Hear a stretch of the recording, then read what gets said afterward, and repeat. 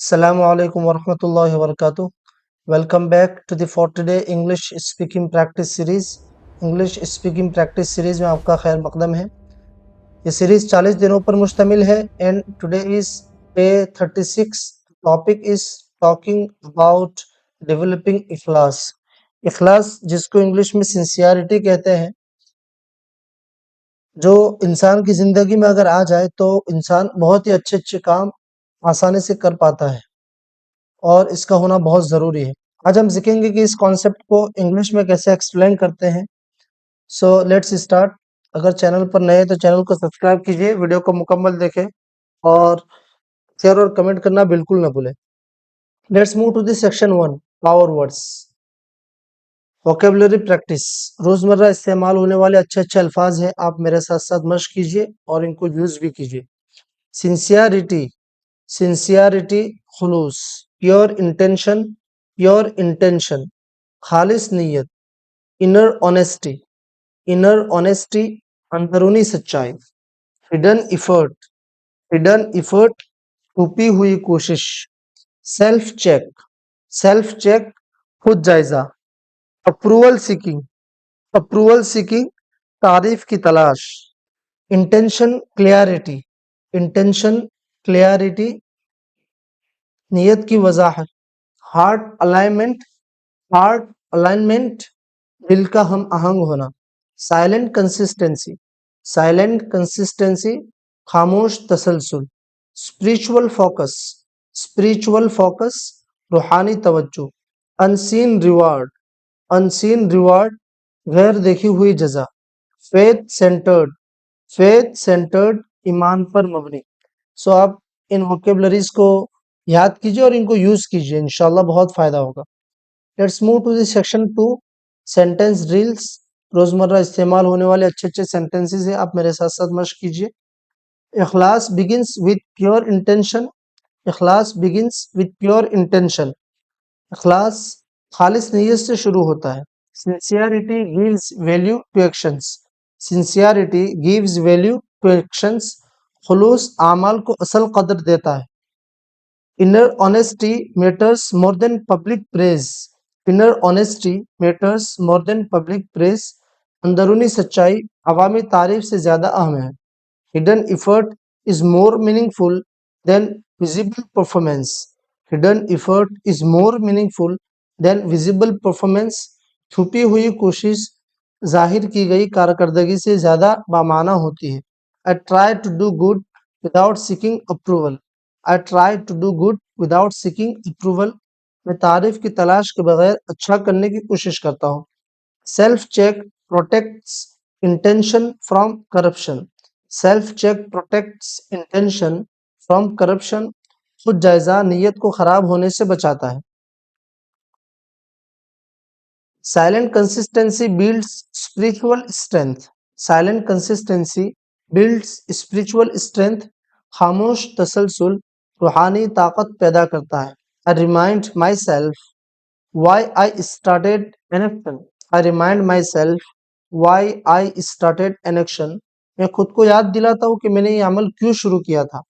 Faith centered actions bring inner peace, faith centered actions bring inner peace, ईमान पर मबनी आमाल अंदरूनी सुकून लाते हैं। Approval seeking weakens sincerity, approval seeking weakens sincerity, तारीफ की ख्वाहिश खुलूस को कमजोर कर देती है।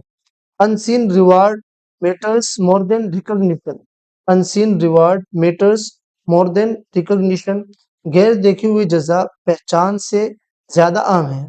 इखलास turns ordinary deeds into worship, इखलास turns ordinary deeds into worship, इखलास आम कामों को इबादत बना देता है।